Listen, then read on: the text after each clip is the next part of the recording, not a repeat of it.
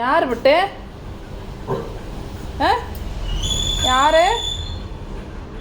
3-4 நாளைக்கு அப்புறம் இப்போ தான் சவுண்டே வெளியில் வருது.